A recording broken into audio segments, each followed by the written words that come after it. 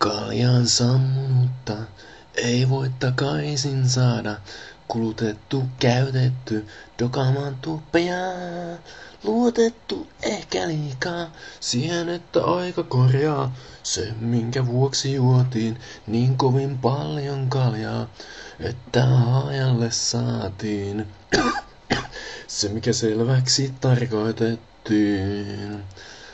Krapula kuolee nukkumalla, alastomana lattialla.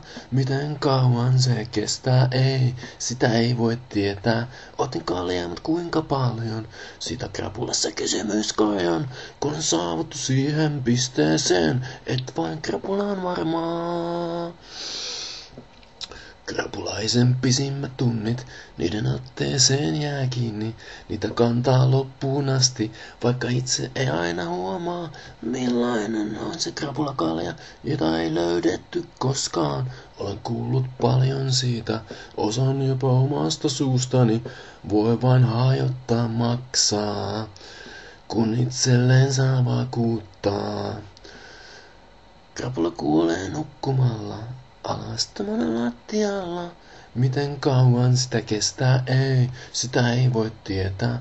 Otin kaljaa, mut kuinka paljon? Sitä kysymys krapulassa kai on, kun on saavuttu siihen pisteeseen, et vain krapulaan varmaa. Ja joku meistä on onneton, pääkova tunnoton. Krapula on uskomaton, enemmän kuin armoton.